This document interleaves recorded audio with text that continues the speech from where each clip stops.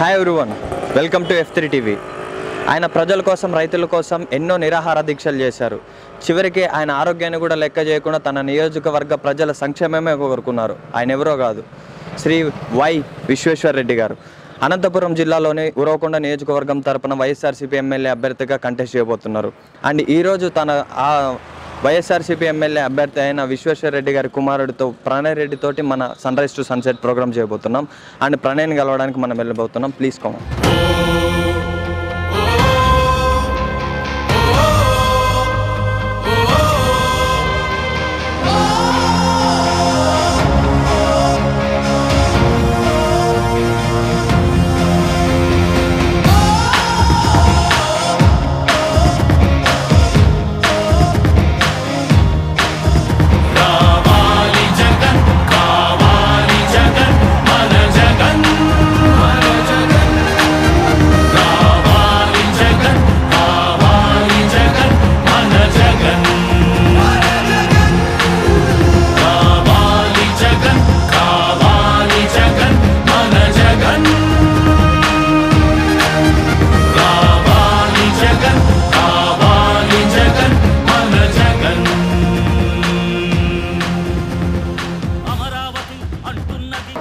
అనంతపురం జిల్లాలోని ఉరవకొండ నియోజకవర్గంలో YSRCP MLA అభ్యర్థిగా కంటెస్ట్ చేస్తున్న వై విశ్వేశ్వర్ రెడ్డి గారి కుమారుడితోటి ప్రణయ్ రెడ్డితోటి ఈరోజు మనం ఇంటర్వ్యూ చేయబోతున్నాం. So Pranay, hi Pranay, how are you? ఎలా ఉన్నారు? అండ్ ప్రచారం ఎలా జరుగుతుంది ఏంటి? చాలా బాగా జరుగుతుంది ప్రచారం. మామూలుగా మన నియోజకవర్గంలో 5 మండలాలు ఉన్నాయి కదా, 5 మండలాలు మీరే కవర్ చేశారా? 4 మండలాల దాకా చేశాను, ఇంకొక మండలం అన్నయ్య తిరుగుతున్నారు. ప్రచారం ఏ స్థాయికి వచ్చింది ఇప్పుడు? బాగా ఉంది, ఆఖరి స్థాయికి వచ్చింది. ఇంకొక వారం రోజులు ఉంది కాబట్టి దాదాపు 70% to 80% కవర్ చేశాను. ఇంకొక 20% ఈ వీక్లో అయిపోద్ది. చాక్లెట్ బాయ్ లాగా ఉండేవాళ్ళు ప్రచారానికి ముందు, ప్రచారంలో తిరిగి బాగా ట్యాన్ అయిపెట్టున్నారు. తప్పదు కదా, ఎండలు అలా ఉన్నాయి. అమ్మాయిల ఫాలోయింగ్ తగ్గుతుందేమో. ఏం అమ్మాయిల ఫాలోయింగ్ ఏం లేదు. లేదా చెప్పట్లేదా? ఏం లేదు, ఉరవకొండలో ఉన్నాం కదా, అవన్నీ ఏం లేదు. అండ్ కాలేజ్ డేస్లో ఉండేదా? కాలేజ్ డేస్లో కూడా ఏం లేదు అలాంటివి. ఇప్పుడు మీరు యాక్చువల్గా ఇప్పుడు పార్ట్ టైం పొలిటీషియనా లేకుంటే ఫుల్ టైం పొలిటీషియనా? ఇప్పుడు మీరు బేసిక్గా 6 months బిఫోర్ అయితే పార్ట్ టైం పొలిటీషియన్, ఈ 6 months నుంచి ఫుల్ టైం పొలిటీషియన్. ఈ 6 months నుండి అక్టోబర్ నుంచి. ఇప్పుడంటే ఎలక్షన్స్ కాబట్టి మీ ఫుల్ డే మొత్తం ప్రచారంలోన జనాలు లేదా కలిసిపోతున్నారు. అండ్ నార్మల్ డేస్లో ఇలా ఉండేది కాదు. ఆ నార్మల్ డేస్లో మీ లైఫ్ స్టైల్ ఎలా ఉండేది? డే షెడ్యూల్ ఎలా ఉండేది? జనరల్గా కాంట్రాక్ట్స్ చేసేవాడిని నేను. ఈ బెండ్ మిల్స్ ఇవన్నీ ఎలక్ట్రికల్ వర్క్స్ ఇవన్నీ చేసేవాడిని. సో దాన్ని బట్టి డిపెండ్స్ అపాయింట్గా అనమాట. అది ఒక్కొక్కసారి వర్క్ మీద డిపెండ్ అయి ఉంటుంది. బేసిక్గా నేను లాస్ట్ 1 year నుంచి కూడా ఎక్కువ పొలిటికల్గా మూవ్ అవుతున్నా.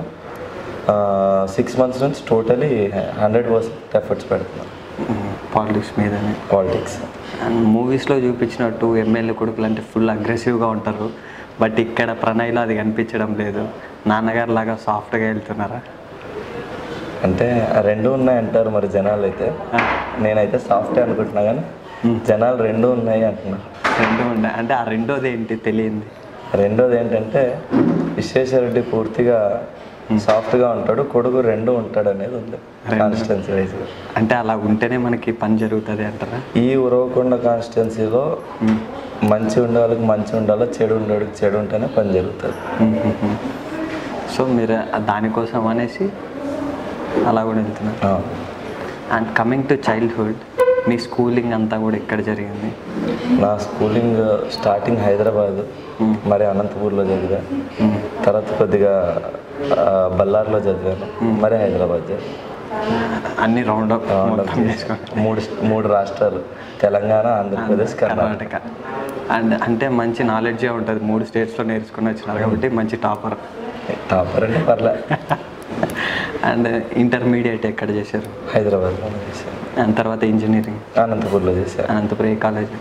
SRIT కాలేజ్లో 2 years చేశా. తర్వాత ఇంటర్ కాలేజ్లో ఎలక్షన్స్ కోసం అని ట్రాన్స్ఫర్ చేసుకుని అక్కడ చేసా. అండ్ ఆ కాలేజ్ డేస్ ఎలా ఉండేది? బేసిక్గా నేను ఇంజనీరింగ్ లైఫ్ అయితే ఎంజాయ్ చేయలేదు. ఎందుకంటే నేను లాస్ట్ ఎలక్షన్స్కు డూ ఆర్ డై సిచ్యువేషన్ కాబట్టి నేను టోటల్గా కాన్స్టిట్యున్సీలోనే ఉండేవాడిని లాస్ట్ ఎలక్షన్స్ ఇవ్వడానికి. మేబీ చిన్నవాడు కావచ్చు కానీ అప్పుడు నా ఎఫర్ట్ నేను పెట్టాను అనమాట. అప్పటి ప్రచారంకి ఇప్పటి ప్రచారంకి డిఫరెన్స్ ఏంటి? 2014 ఎలక్షన్స్కి 2019 ఎలక్షన్స్ ప్రచారంకి డిఫరెన్స్? 2014లో నాకు 19 ఇయర్స్. జస్ట్ నేను ఒక మండలంలో మేనేజ్మెంట్ వరకే చూసేవాడిని. ఇప్పుడు ఏంటంటే all over the constituency management చూస్తున్నా. ప్లస్ 4 మండల్స్ నాన్నతో పాటు నేను కూడా నాన్న కవర్ కాని విలేజెస్ అన్నీ కూడా రోడ్ షోస్ చేస్తూ పోతున్నాను. అండ్ ఇప్పుడు ప్రచారంలో ప్రజల స్పందన ఎలాగుంది? ముందెప్పుడు లేనంత విధంగా ఈసారి స్పందన ఉంది. వాస్తవానికి ఎప్పుడు 1% వస్తాయి, ఇప్పుడు 3 to 4% వస్తారంటే ఒకరు వచ్చే దగ్గర 4 వస్తున్నారు ఇప్పుడు. ముఖ్యంగా ఉరవకొండ కాన్స్టిట్యున్సీలో యూత్ ఎక్కువ వైఎస్ఆర్ కాంగ్రెస్ పార్టీ వైపు ఉన్నారు ఎక్కువ. మన అనంతపూర్ డిస్టిక్లో 14 నియోజకవర్గాల్లోనూ కేవలం 2 స్థానాల్లోనే వైఎస్ఆర్సీపీ ఎమ్మెల్యేలుగా గెలిచారు. అందులోనూ ఒకరు తెలుగుదేశం పార్టీలోకి వెళ్ళిపోయారు. మిగిలింది నాన్నగారు ఒక్కటే. నాన్నగారికి కూడా తెలుగుదేశం పార్టీ నుండి పిలుపు వచ్చిందా? వాస్తవానికి అయితే వచ్చింది, కానీ నాన్న దాన్ని ఎంకరేజ్ చేయలేదు. అంతే, అలానే ఎంకరేజ్ చేయలేదు. అది మన వరకు కూడా అంత ఎక్కువ రాలేదు. ఎందుకంటే విశ్వేశ్వర రెడ్డి క్రెడిబిలిటీ గురించి తెలుగుదేశం వాళ్ళకి తెలుసు కాబట్టి రాలేదు. అండ్ డిస్టిక్కి మొత్తంగాను వైఎస్ఆర్సీపీ ఎమ్మెల్యే తరపున ఉండేది విశ్వేశ్వర రెడ్డి గారు ఒక్కటే. అసెంబ్లీలో గాను మన అనంతపురం డిస్టిక్లో ఉన్న సమస్యలు తెలియాలన్నా అన్ని నాన్నగారే చెప్పాలి. అసెంబ్లీలో నాన్నగారు ఎలాంటి ప్రాబ్లమ్స్ ఫేస్ చేశారట? అసెంబ్లీలో అంటే వాస్తవానికి జగనన్న బాగా ఎంకరేజ్మెంట్ చేశారు నాన్నకు. నాకు తెలిసి జగనన్న తర్వాత ఒక 2 ఎక్కువ మాట్లాడారు. దాంట్లో నాన్న ఒకరు. మేజర్గా ఇరిగేషన్, అగ్రికల్చర్ గురించి ఎక్కువగా నానే చూసేవాళ్ళు అసెంబ్లీలో అపోజిషన్ పార్టీ నుంచి. అండ్ ఇక్కడ మన కాన్స్టిట్యున్సీకి వస్తే ఇక్కడ నాన్నగారు అపోజిషన్ పార్టీ నుండి ఎటువంటి ప్రాబ్లమ్స్ ఫేస్ చేశారు? వాస్తవానికి అపోజిషన్ పార్టీలో ఉండడం వల్ల మాకు ఒక పెన్షన్ ఇవ్వడానికి లేదు, ఒక ఇల్లు ఇవ్వడానికి లేదు, ఒక ఇన్పుట్ సబ్సిడీ ఇవ్వడానికి లేదు, అసలు ఏమి చేయడానికి లేదు. నార్మల్గా ఒక కాన్స్టిట్యున్సీకి డెవలప్మెంట్కి 2 crores ఇస్తారు ఎవ్రీ ఇయర్. అంటే ఏదైనా విలేజ్కి వెళ్ళినప్పుడు వాళ్ళ సమస్య చెప్తే మనం అక్కడే వాళ్ళకి రోడ్డు, పైప్ లైన్, ఇలా ఏదైనా ప్రాబ్లమ్స్ ఉంటే వాళ్ళకి సాల్వ్ చేయడానికి మనం నార్మల్గా ఇవ్వచ్చు. అలా ఆల్ ఓవర్ ది స్టేట్లో వైఎస్ఆర్ కాంగ్రెస్ పార్టీ ఎమ్మెల్యేలు ఎక్కడ ఉన్నారో అక్కడ వాళ్ళకి 5 yearsలో 10 crores గాను 10 పైసా కూడా రాలేదు. 10 పైసలు కూడా ఈరోజు దాకా ఇవ్వలే. సో మేము అరవిందో ఫార్మసీ వాళ్ళ త్రూ 1 crore దాకా తెచ్చుకొని 1 crore కూడా వాటర్ ప్లాంట్స్, ఎక్కడైతే వాటర్ ప్లాంట్స్ కావాలో రిమోట్ ఏరియాస్, తాండాస్ ఇలాంటి దగ్గర ఎక్కువ పెట్టాము. తర్వాత వచ్చేసి రోడ్స్, వాటర్ ట్యాంక్స్ పెట్టామన్నమాట with the support of Aurobindo pharmacy. నాన్నగారికి హెల్త్ ఎలా ఉంది ఇప్పుడు? నాన్న ఇప్పుడు బాగా కోలుకున్నారు. వాస్తవానికి అయితే అక్టోబర్ అంటే ఇప్పటికి 5 months అయింది. ఎగ్జాక్ట్గా 5 months అయిపోయింది ఆపరేషన్ అయిపోయి. ఇంత త్వరగా కోలుకుంటాడని ఎవరు ఎక్స్పెక్ట్ చేయలే, ముఖ్యంగా నేనైతే ఎక్స్పెక్ట్ చేయలేదు.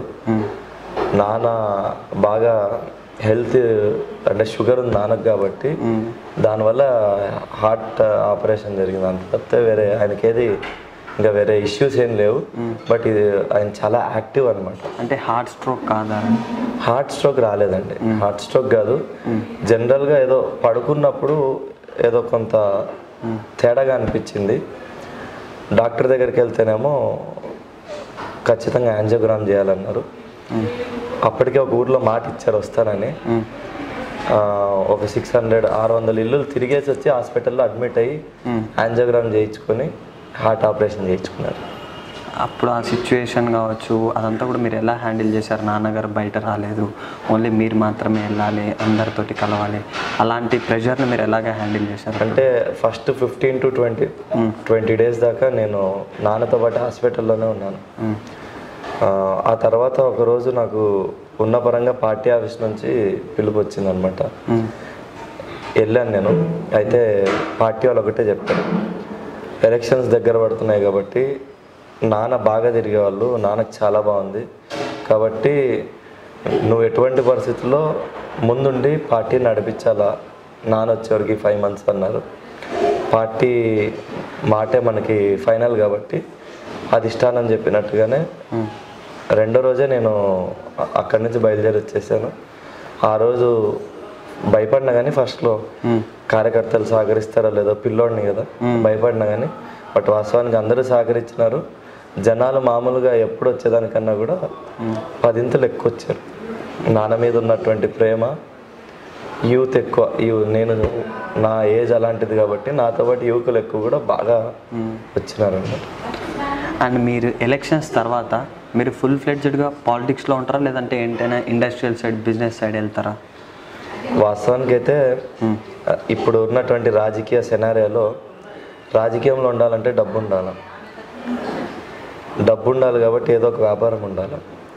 ఒకవైపు వ్యాపారం చేస్తూ రాజకీయాలు కొనసాగుతా. 70% 70% నా వర్క్ కూడా రాజకీయంలోనే ఉంటుంది. ఇక్కడ నుంచి గెలిచిన వెంటనే కూడా ఒక 2 నెలలు గ్యాప్ తీసుకొని ప్రతి ఊరు వెళ్ళి పార్టీలకు అతీతంగా అర్హులైన వాళ్ళందరికీ కూడా పెన్షన్లు, ఇల్లు, నీళ్లు, ఈ 3 నేను తిరిగినప్పుడు నాకు కనిపించాయి. ఈ 3 కూడా సాధ్యమైనంత వరకు తీర్చాలనేదే నా ప్రయత్నం, తీరుస్తాను కూడా. గడిచిన 5 సంవత్సరాల్లో మీరు అనుకున్న విధంగా మీ నియోజకవర్గాన్ని డెవలప్ చేయడానికి గవర్నమెంట్ తరపున తగినంత ఫండ్స్ కానీ, సపోర్ట్ కానీ మీకు అందిందా? వాస్తవానికి గవర్నమెంట్ నుంచి మాకు ఎటువంటి సపోర్ట్ లేదు. మామూలుగా ఒక ఎమ్మెల్యేకి 2 కోట్ల రూపాయలు నిధులు ఇస్తారు. సంవత్సరానికి 10 కోట్ల రూపాయలు 5 ఏళ్ళకు గాను. అంటే ఏదన్నా ఊరికి వెళ్తే నీళ్ళ సమస్యనో, రోడ్డు సమస్యనో, పైప్ లైన్ సమస్యనో ఏదన్నా ఉంటే దానికి మనం అక్కడే వాళ్ళకి ఫండ్ ఇవ్వచ్చు. అలాంటి పరిస్థితి ఇప్పుడు లేదు మనకు. ఈ గవర్నమెంట్లో మామూలుగా 10 కోట్ల రూపాయలు 5 ఏళ్లలో రావాల్సింది చంద్రబాబు నాయుడు గారు అపోజిషన్లో ఉన్నటువంటి ఎమ్మెల్యేలకి 10 పైసలు కూడా వీళ్ళయ్యి 5 ఏళ్లలో కూడా. అయినా సరే మేము బయట అరబింద ఫార్మసీ వాళ్ళతో మాట్లాడి ఈ నియోజకవర్గానికి 1 కోటి రూపాయల నిధులు తెప్పించాం. ఆ 1 కోటి రూపాయల నిధులు కూడా ఏం చేసామంటే బాగా వెనుకబడినటువంటి ప్రాంతాలు, తాండాలు, మాకు బాగా ఎక్కువ సపోర్ట్ ఉన్నటువంటి పల్లెల్లోనూ వాటర్ ప్లాంట్స్, అదేవిధంగా వాటర్ ట్యాంకులు, కొన్ని ఏరియాలో టౌన్లో రోడ్లు ఇచ్చాము. అలా ఆ 1 crore కూడా అలా వాడుకున్నాం అనమాట. దానివల్ల కొంత ఏదో మేము ఎమ్మెల్యే అయిన తర్వాత కనీసం ఇదన్నా చేయగలిగినాం అనేది అనిపించింది నాకు. కొంచెం సాటిస్ఫాక్షన్.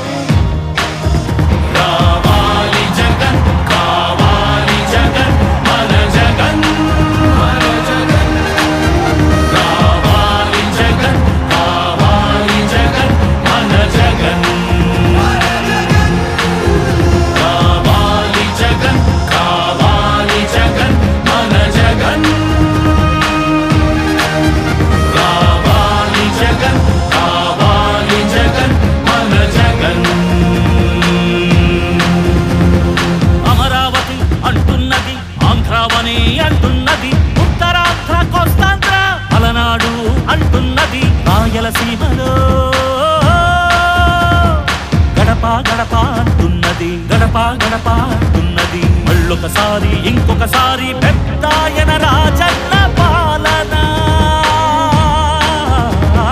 కన్నుల ముందుకు రావాలంటే, కన్నుల పండుగ కావాలంటే, ప్రజల గుండెలో ప్రతిధ్వనించే ప్రత్యేక హోదా ఇవ్వాలంటే రావాలి జగన్, కావాలి జగన్, మన జగన్, రావాలి జగన్, కావాలి జగన్, మన జగన్, రావాలి జగన్, కావాలి జగన్, మన జగన్, రావాలి జగన్, కావాలి జగన్, మన జగన్. అప్పుల మంటలు బతుకులు కాలే, బడుగుల ఘోషలు ఆగాలంటే, వాట్రా పేరున ఆడపడుచులకు జరిగిన దోఖా పోవాలంటే, జాబుల పేరిట మోసం జరిగిన యువతకు న్యాయం జరగాలంటే రావాలి జగన్,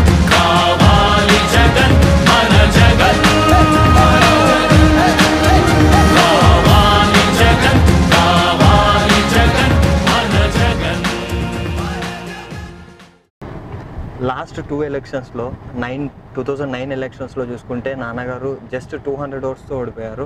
అండ్ 14 ఎలక్షన్స్లో చూసుకుంటే 5000 ఓట్స్తో మెజారిటీతో గెలిచారనమాట. 3000 చాలా తక్కువ లిమిట్ తోటే వస్తున్నారనమాట. అండ్ ఈసారి 2019కి ఎలా ఉండబోతుంది? వాస్తవానికి ఉరవకొండ నియోజకవర్గం ఎప్పుడైనా కూడా రెండు పార్టీలకి, అంటే పార్టీల కన్నా ప్రధానంగా ఇక్కడ వ్యక్తులు ఇద్దరు కూడా చాలా బలమైనటువంటి క్యాండిడేట్లు, విశ్వేశ్వరరెడ్డి గారు కానీ లేకపోతే పయ్యావల్ కేశవ్ గారు కానీ. 224తో ఓడిపోయిన మాట వాస్తవమే. పోల్ మేనేజ్మెంట్లో ఫెయిల్యూర్ అయినాం మేము. అప్పుడు రాజకీయ విధానంలో నడపడంలో ఫెయిల్యూర్ కావడం వల్ల మనము దాంట్లో ఫెయిల్యూర్ అయినాం. ఈసారి నేను అనుకోవడం మంచి మెజార్టీతో బయటపడతామండి. ఈసారి జగనన్న వైఎస్ఆర్ కాంగ్రెస్ పార్టీ వేవ్ ఉంది. అదేవిధంగా విశ్వేశ్వరరెడ్డి బాగా పోరాటాలు చేశారు. వ్యక్తి మంచోడు అనేది ఎక్కువ ఉందండి.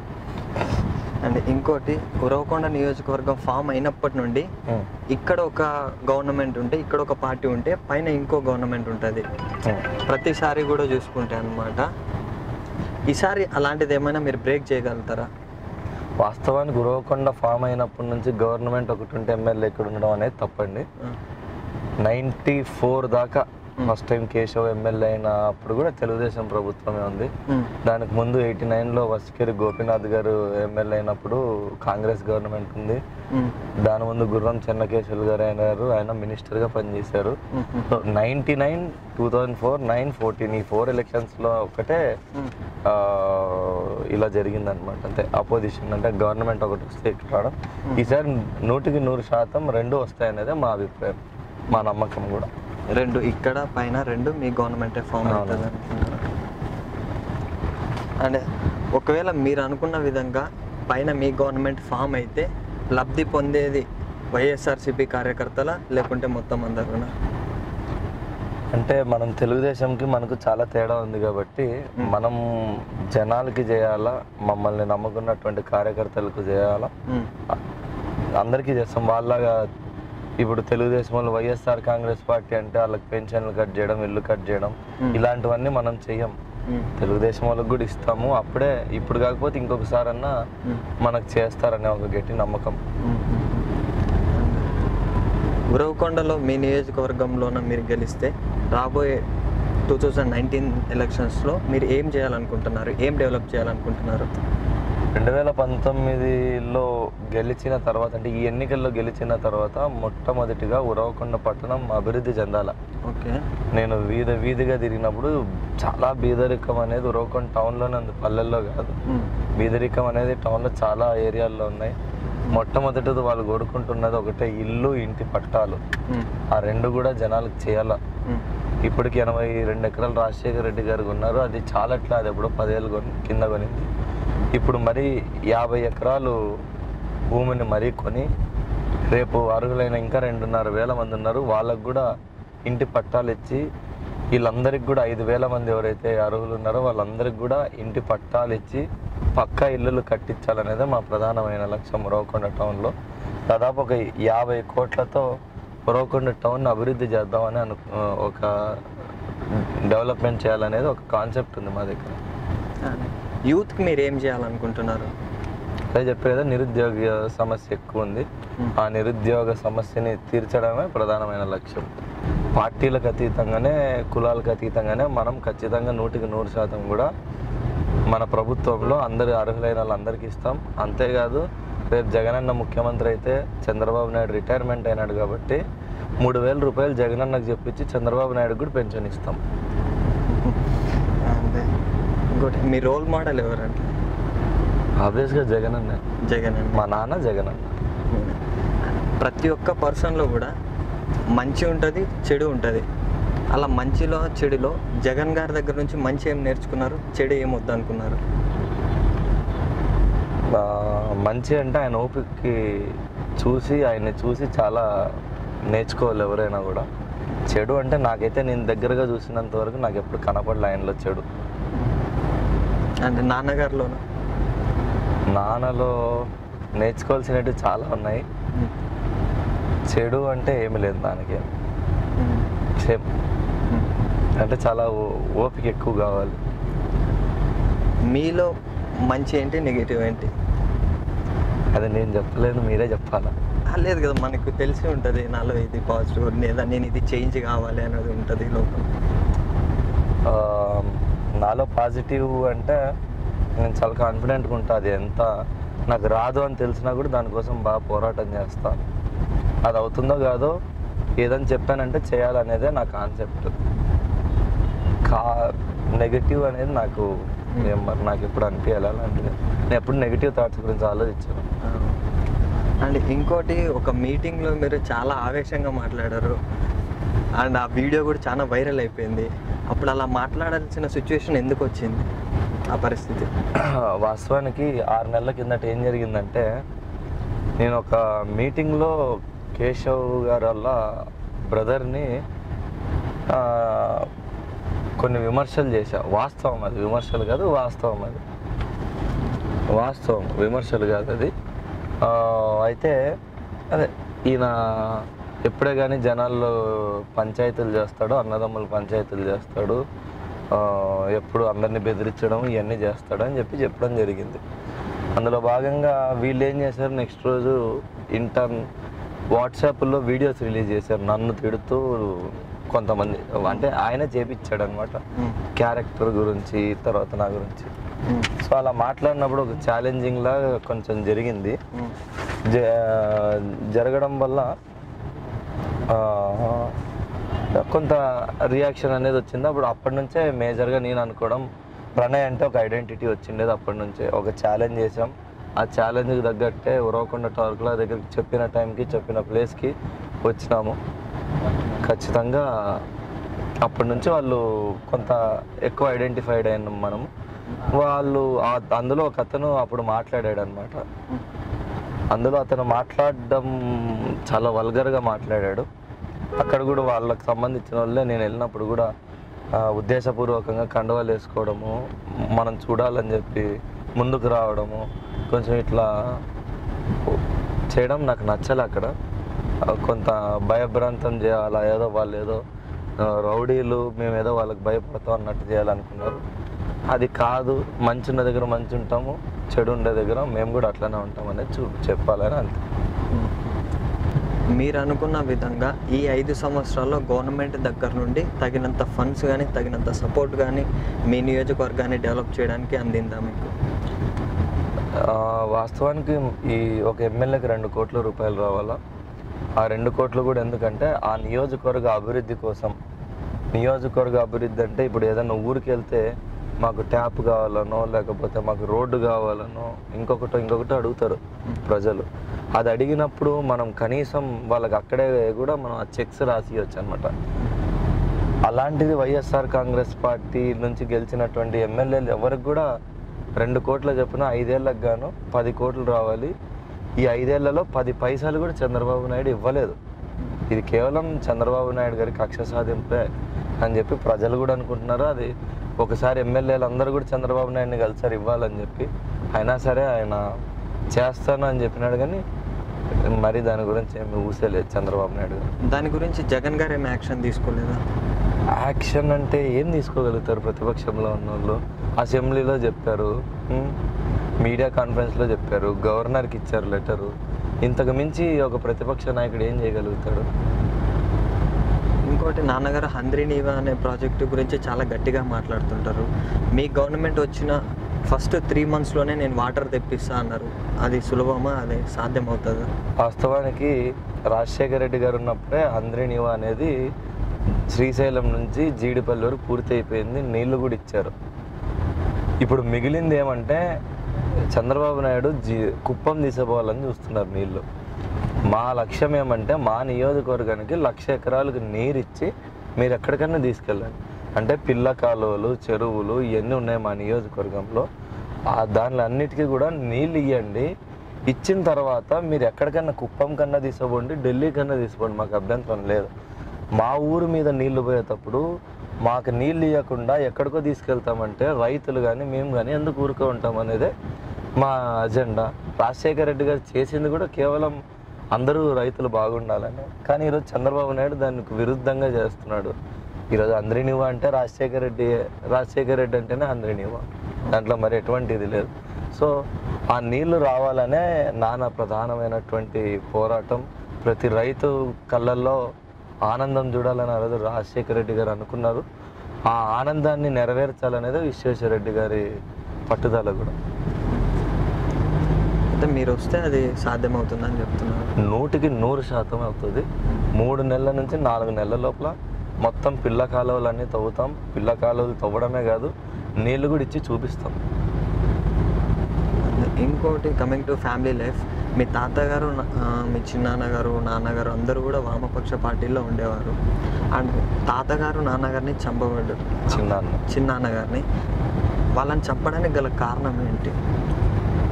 అంటే చెప్పాను కదా, ఇప్పుడు అప్పట్లో వాళ్ళు చాలా వాస్తవానికి తాత కమ్యూనిస్ట్ పార్టీలో తాతగారు మా కుటుంబం అంతా కూడా 25 ఏళ్ల పాటు కమ్యూనిస్ట్ పార్టీలోనే ఉంది. పార్టీకి చాలా సేవలు చేసాం. పార్టీ కష్ట సమయంలో కూడా మా కుటుంబమే అండగా ఉంది. ఎన్నోసార్లు కూడా చాలా కొన్ని పోరాటాల్లో ప్రధానమైనటువంటి పాత్ర రాకెట్ల నారాయణ రెడ్డి గారిది.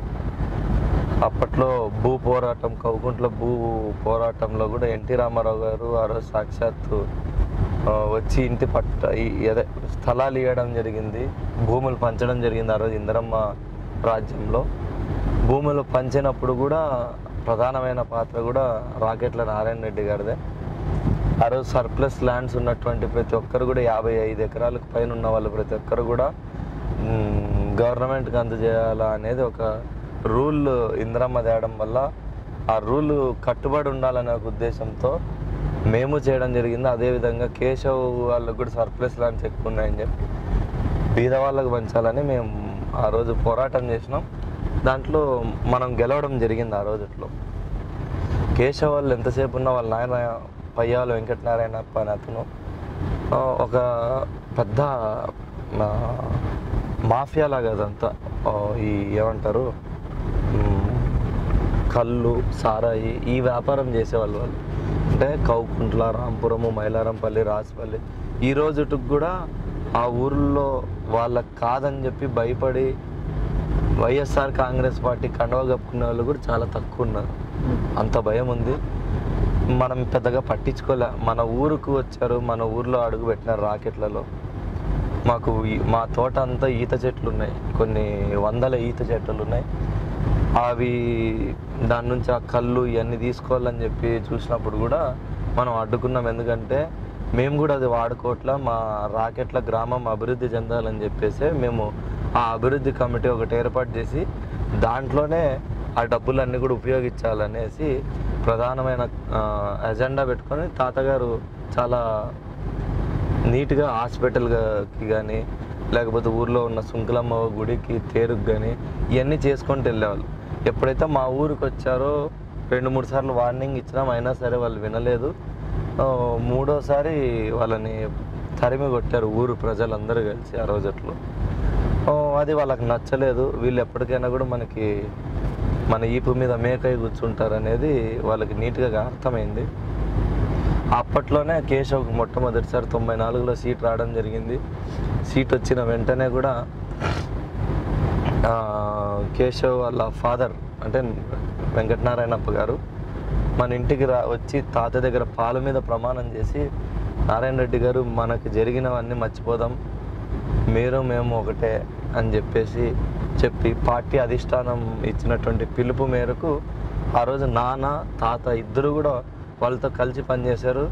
వాస్తవానికి కేశవ్ని కొన్ని ఊర్లో అడ్డుకుంటే కూడా తాతగారే ముందుండి ఇంటింటికి ఆ ఊర్లో ప్రచారం చేయించి మెజార్టీ వచ్చేలా కూడా చేశారు ఆ రోజు.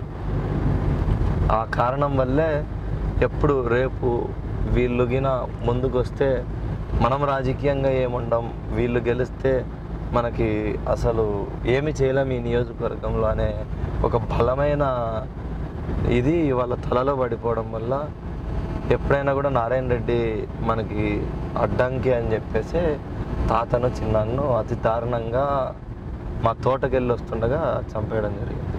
అది కూడా నక్సలైట్లు చంపారని చెప్పి వాళ్ళ పేరు మీద వేయాలని చూశారు.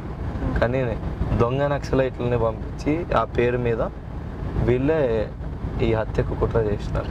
మీ తాతగారు మీ చిన్నాన్నగారు సపోర్ట్ చేస్తున్నారు కదా పయ్యావుల కేశవ గారికి, మరి ఆ చంపాలనే అవసరం వాళ్ళకి ఏంటి?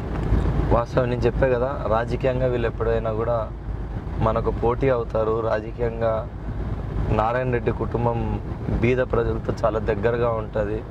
నారాయణ రెడ్డి గారు ముందుకు వస్తే మనం ఏమీ లేదు అనేది వాళ్ళకి ప్రధానంగా వాళ్ళ మెదడులో పడిపోయింది గట్టిగా. ఫ్యూచర్లో ఏమైనా ప్రాబ్లం అవుతుంది అనే ఉద్దేశంతో చేశారు. అంతే అంతే అంతే. అంటే ఇప్పుడు కూడా కమ్యూనిస్ట్ పార్టీలు ఉన్నాయి కదా, ఇప్పుడు విశ్వేశ్వర రెడ్డి గారు వైఎస్ఆర్సీపీ పార్టీలోకి రావడానికి గల కారణం? వాస్తవం అండి, మా కుటుంబం పోగొట్టుకున్నాం కమ్యూనిస్ట్ పార్టీలోనే ఉండి. ఆ రోజుల్లో కమ్యూనిస్ట్ పార్టీ వాళ్ళు కూడా బాగానే ప్రోత్సహించినారు. ఆ రోజు మరి బై ఎలక్షన్స్ వచ్చినాయి, ఎంపీ పార్లమెంట్ ఎలక్షన్లు 98లోనో 97లోనో నాకు కరెక్ట్ గుర్తులేదు. అప్పుడు నాన్నకు Telugu Desam communist party పొత్తున్నప్పుడు Anantapur MP అభ్యర్థిగా ప్రకటించినారు చంద్రబాబు నాయుడు. ప్రకటించిన తర్వాత రేపు పొద్దున్న నామినేషన్ అనగా రాత్రి క్యాన్సిల్ చేసి సిపిఐ ఇప్పుడు ఎవరైతే రామకృష్ణ గారు ఉన్నారో ఆయనకు ప్రకటించడం జరిగింది. ఆయన అప్పటికే ఎమ్మెల్యేగా ఉన్నారు, సిట్టింగ్ ఎమ్మెల్యే. మరి ఆయనకి ఎంపీ సీట్ ఇవ్వడం జరిగింది.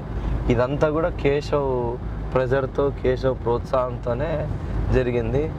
అయినా మాకు ఈ ఏదైతే సిపిఐ పార్టీ నాయకులు వీళ్ళంతా కూడా వాళ్ళతో జతగట్టి మాకు సీట్ రాకోకుండా చేసినారు. మా కుటుంబం పోగొట్టుకున్నాము, పార్టీ కోసం ఇంత పని సేవ చేసినా కూడా మమ్మల్ని గుర్తించలేదని ఒకే ఒక కారణంతో పార్టీ నుంచి మేము బయటికి రావడం జరిగింది. ఆ తర్వాత రాజశేఖర రెడ్డి గారు మా పెద్దనాన్నకు జర్నలిస్ట్గా ఉండేవారు. ఆయనకి చాలా దగ్గర సంబంధాలు ఉండేవి. ఆయన ద్వారా 2-3 సార్లు కబురు వచ్చినా కూడా నాన్న కమ్యూనిస్ట్ పార్టీ నుంచి పోకూడదు అనుకొని ఉండే. అయినా తర్వాత రాజశేఖర రెడ్డి గారి ప్రోత్సాహంతో మేము మరి కాంగ్రెస్లో చేరడం జరిగింది. ఈరోజు రాజశేఖర రెడ్డి దయ వల్లే మేము ఈరోజు ఈ స్థాయిలో ఉన్నామంటే కూడా అని చెప్తున్నాను.